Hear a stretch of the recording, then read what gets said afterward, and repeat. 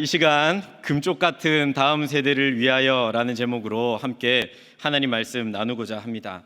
요즘 젊은 부모들 사이에서 가장 영향력 있는 TV 프로그램 또는 유튜브 동영상을 꼽으라면 요즘 육아 금쪽 같은 내 새끼라고 할 수 있습니다. 마치 금쪽처럼 소중하게 생각하는 자녀들의 문제점을 진단하고 육아법을 코칭하는 프로그램입니다. 이 프로그램에 출연하는 오은영 박사는 한국 사회의 젊은 부모들에게 커다란 영향력을 끼치며 마치 국민 멘토의 역할을 감당하고 있는 것 같습니다. 이 프로그램을 종종 보노라면 가정마다 마치 아픈 손가락처럼 다양한 사연을 갖고 있는 것을 우리는 보게 됩니다. 정말 아픈 아이가 있습니다. 심각하게 느린 아이도 있습니다. 고통을 겪으며 불안해하는 그런 아이들도 있습니다. 이런 자녀들의 연약한 모습은 부모들의 마음을 얼마나 아프게 하는지 모릅니다. 하지만 내 자녀이기 때문에, 사랑하는 자녀이기 때문에 그 자녀를 포기하지 않는 이 부모들의 고민과 그들의 몸부림 또한 그들의 용기가 작은 변화를 가져오는 것을 우리는 텔레비 프로그램을 통해서도 보게 됩니다. 그리고 그 작은 변화를 아이가 보일 때 이 부모들은 더없이 행복해합니다. TV 프로그램을 보면서도 시청자들은 울기도 하고 걱정하기도 합니다. 그러나 부모는 움직입니다. 자녀들의 문제점을 그대로 방치하지 않고 해결해내고야 마는 것이 바로 부모들의 역할입니다. 교회는 주님 다시 오시는 그날까지 끊임없이 영적 자녀들을 길러냅니다. 특별히 우리 다음 세대 어린 영혼들, 또 백합부 지체들 얼마나 보배롭고 존귀한지 모릅니다. 정말 눈에 넣어도 아프지 않을 만큼이나 너무나도 사랑스럽습니다. 그런데 오늘날 다음 세대들을 바라보며 교회는 마치 이 금쪽이와 같은 자녀들을 바라보는 그 부모의 심정처럼 많은 고민을 가지게 되는 것이 또한 사실입니다. 아이의 키가 자라지 않는 것처럼 우리 다음 세대의 숫자가 현저하게 줄어들고 있는 것 같습니다. 그리고 말을 하지 못하는 아이처럼 많은 것들을 가르치고 많은 것들을 보여주고 많은 것들을 경험해 시켜주기 위해서 노력하는데 믿음의 반응을 보이지 않는 것만 같습니다. 또한 세상의 유혹과 왜곡된 가치관은 자녀들을 너무나도 강하게 위협하고 있습니다. 그 속에서 교회는 그저 슬퍼하고 비판하고 비난하고 평가할 것이 아니라 이 다음 세대들을 어떻게 세워 나갈 것인지 진지하게 고민하고 몸부림쳐야 합니다. 왜 그렇습니까? 우리는 그 다음 세대들의 부모이기 때문입니다. 이와 비슷한 고민을 했던 사람이 있습니다. 바로 오늘 본문에 등장하는 에베소 교회를 목양했던 사도 요한이었습니다. 예수님을 직접 만나본 그 세대들은 이제 세상을 많이 떠났습니다. 순교하기도 했고 또 세상을 떠나기도 했습니다. 그 다음 세대들이 이제 신앙을 지켜나가는데 너무나도 어려움이 많았습니다. 외적으로는 로마의 박해가 계속 끊임없이 이어졌습니다. 또한 소아시아 지역의 사치와 향락은 극에 달하여 성도들을 세속적으로 얼마나 많이 유혹했는지 모릅니다. 그리고 교회 내적으로는 영지주의라고 하는 이단이 들어와 이 신앙이라는 것을 지식의 영역에만 가두어 두어서 많은 성도들로 하여금 그들에게 세속에 물들게 유혹했고 또 예수님을 육체로 오심을 부인함으로 말미암아 그분을 왜곡시켜 또한 그분을 부인하게 만들었습니다.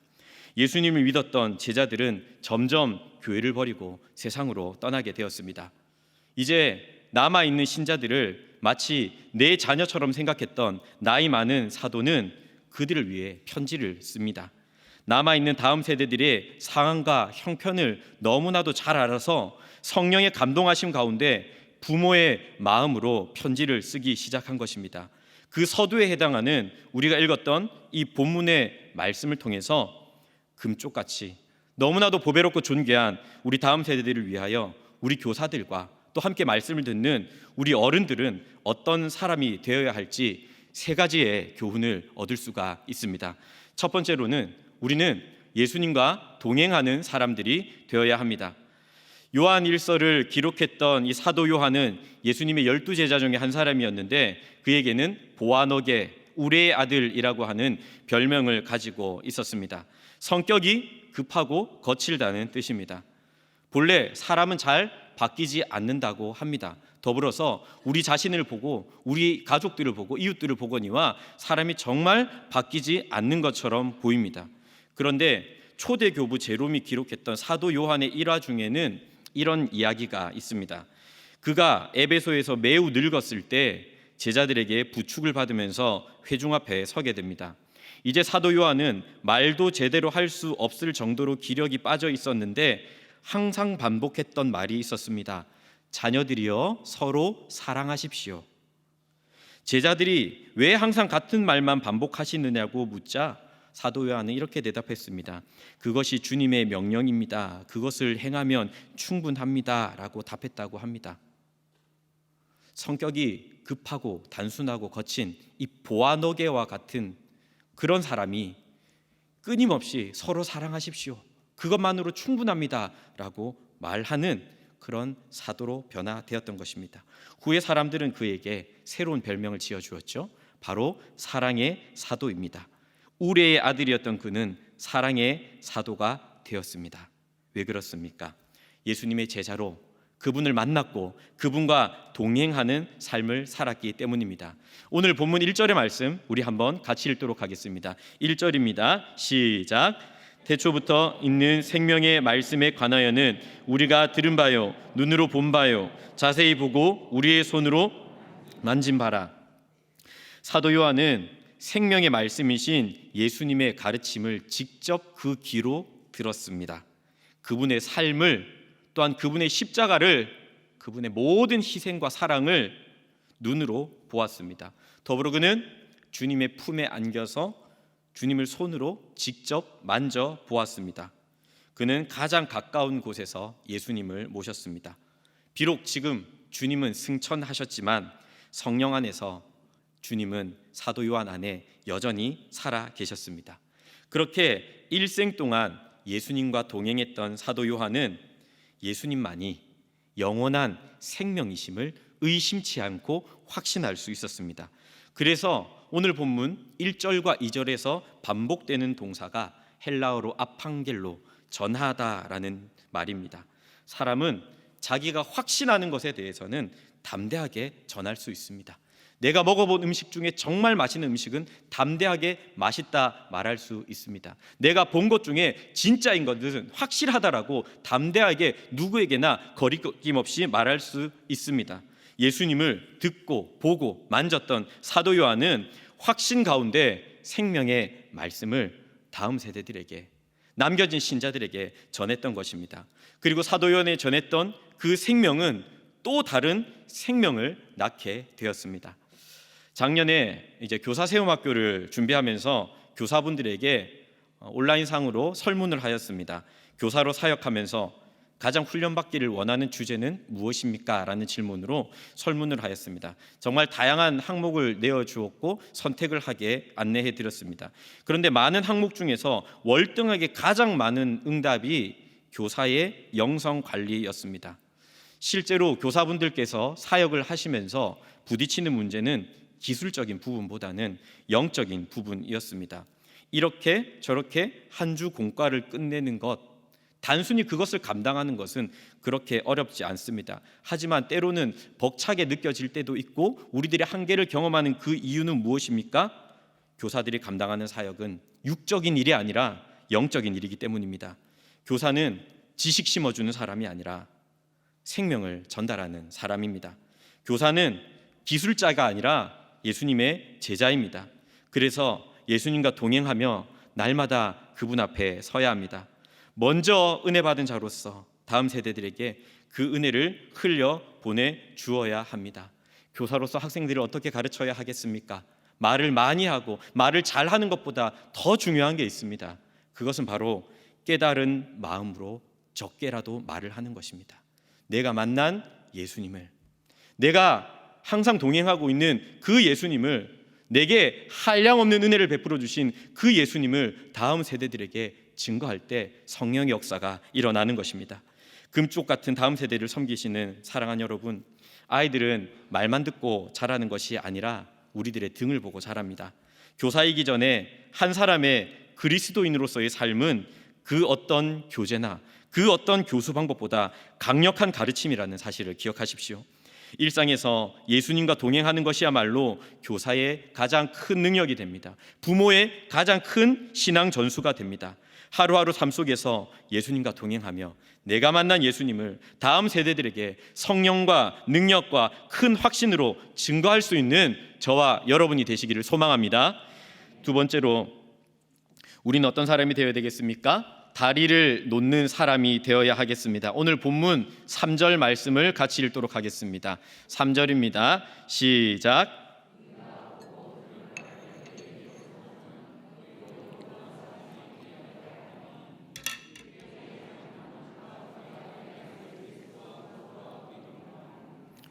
지금 사도 요한이 생명의 말씀이신 예수 그리스도를 전하는 목적이 있습니다.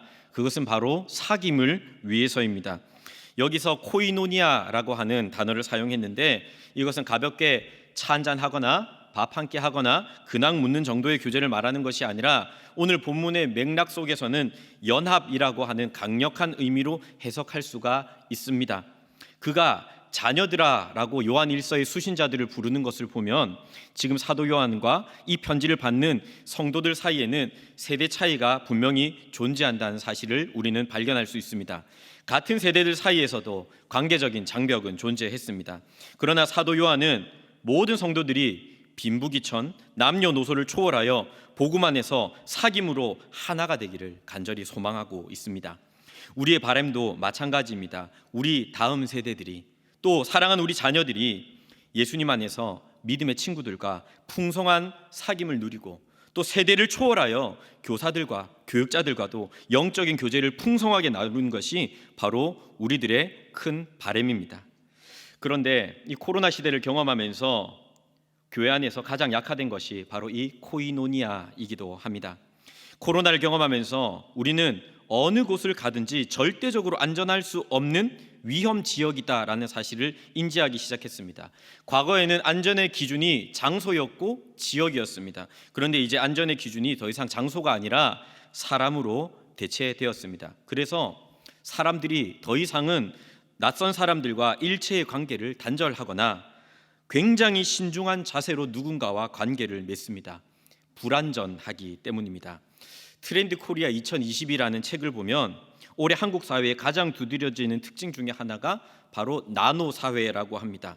나노라는 말은 10억 분의 1을 뜻하는 접두사인데 공동체가 모래알처럼 흩어지고 파편화되는 그런 사회를 말하는 것입니다. 이런 사회적 분위기가 심각해질수록 사람들은 행복하기보다 외로움과 우울함을 더 깊이 느끼게 됩니다. 오히려 이런 사회일수록 진정한 공동체에 대한 갈망이 생겨나게 되죠. 아이들, 우리 다음 세대들도 마찬가지입니다. 미국의 사회학자 중에 올덴버그라는 사람이 있는데 그는 그의 책 제3의 장소라는 책에서 우리 모두에게는 삶을 떠받치는 어울림의 장소가 필요하다라고 주장을 합니다. 제1의 장소는 가정이고 제2의 장소는 직장입니다. 제3의 장소는 이 모든 긴장을 풀고 다양한 인간관계를 즐길 수 있는 장소라고 그의 책에서 말을 합니다. 저는 이 내용을 보면서 교회 학교가 바로 이런 역할을 감당할 수 있어야 하겠다고 생각하게 되었습니다. 다음 세대에게 교회가 대화와 소통이 없는 공간, 또 친구들을 만나기는 만나지만 그 친구들과 공식적인 태도로 일관하는 장소가 되어서는 결코 안 되겠습니다. 우리 다음 세대들이 교회를 찾을 때, 교회를 머물 때 그곳은 어울림의 장소가 되어야 합니다. 그들에게 지식을 전달하는 공간을 넘어서 그들이 이 교회라는 공간을 찾아올 때마다 그곳에서 하나님을 만날 수가 있고 또 그곳에서 누구와도 인격적인 대화를 나눌 수가 있고 가정처럼 편하지만 다양한 사람을 만나고 소통하며 자신을 성장시킬 수 있는 그런 공간으로 교회는 세워져야 합니다. 그런 공간과 또한 다음 세대들에게 어울림의 기회를 제공할 수 있도록 우리 교사들과 어른들은 다리를 놓는 사람들이 되어야 합니다. 사도 요한은 자녀와 같은 신자들의 형편을 너무나도 잘 알았습니다. 그들을 미혹하는 거짓 교리를 바로잡기 위해서 올바르게 가르쳤고 그들에게 냉랭해진 가슴에 사랑의 온기를 전달하면서 하나님과 자녀들 사이에 또한 형제와 자매들 사이에 다리를 놓고 있습니다. 그래서 삼위일체 하나님께서 상호 내주하시듯이 서로 사랑하라고 거듭 강조하면서 형제들이 코이노니아를 더불어 함께 누리도록 돕고 있었습니다. 사랑하는 성도 여러분, 신앙생활은 결코 혼자 하는 것이 아닙니다. 특별히 자녀들의 신앙은 더더욱 그렇습니다. 자녀들의 신앙은 배우고 도전받고 교제하며 성숙해져 갑니다. 이를 위해서 교사의 역할, 어른들의 역할은 매우 중요합니다. 금쪽 같은 아이들은 모두 다른 모습을 가지고 있습니다. 어떤 아이들은 항상 즐겁습니다. 그런데 또 외로운 아이들도 있습니다. 믿음의 가정에서 반듯하게 잘 자란 아이들도 있지만 불신 가정에서 힘겹게 믿음 생활을 하는 아이들도 있습니다. 그 아이들 한 명 한 명을 누가 지켜볼 수 있겠습니까? 또 그 아이들 한 명 한 명에게 누가 다리를 놓아줄 수 있겠습니까? 또 그 아이들 한 명 한 명을 어떻게 누가 양육하며 케어해 줄 수가 있겠습니까? 바로 교사입니다. 우리가 그 아이들을 위해서 해줄 수 있는 가장 큰 일, 다리를 놓아주는 일입니다.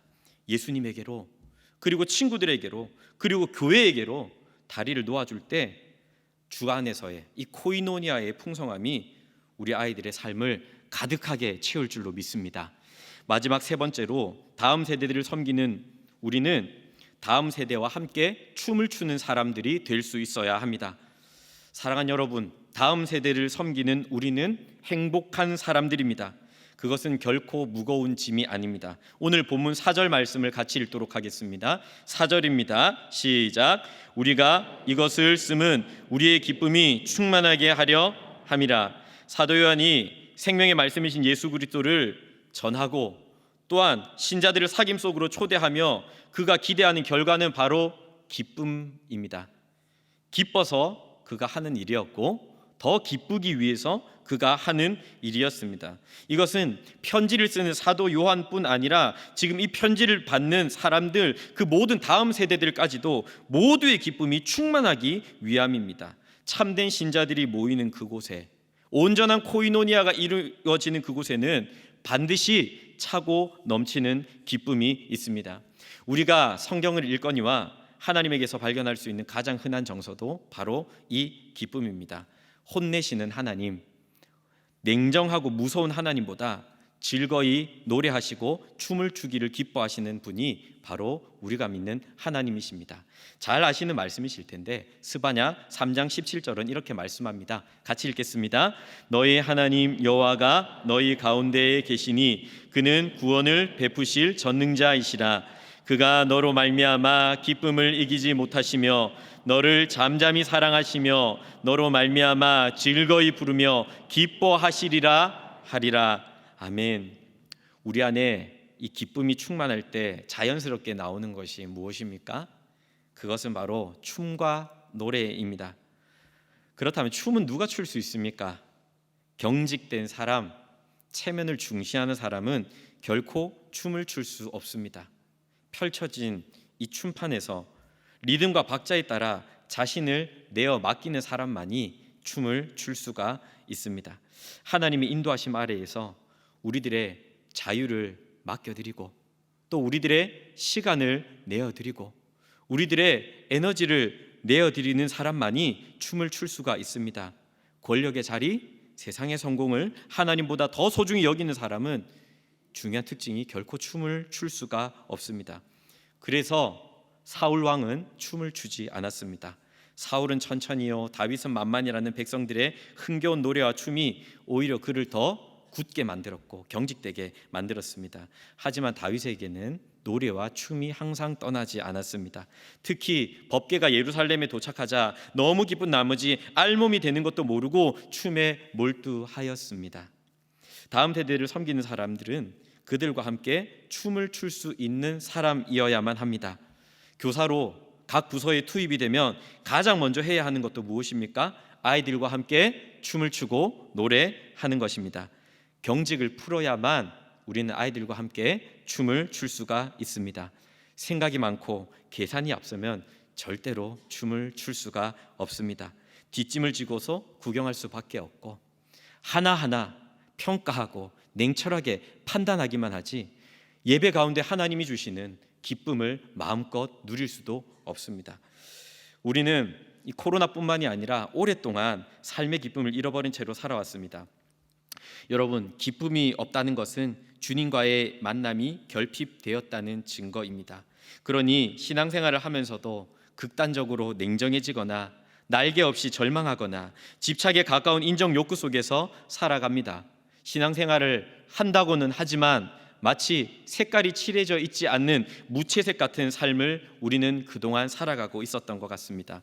하지만 다음 세대와 함께 춤을 추는 순간 우리들의 신앙에는 아름다운 색깔이 입혀집니다.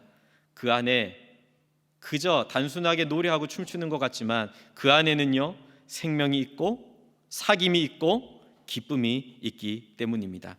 지난 세대 통합 예배 시간에 우리는 세대를 뛰어넘어 모두가 함께 춤을 추었습니다. 하나님의 은혜가 실로 충만했습니다. 저도 함께 동참하고 바라보면서 너무나도 기뻤습니다.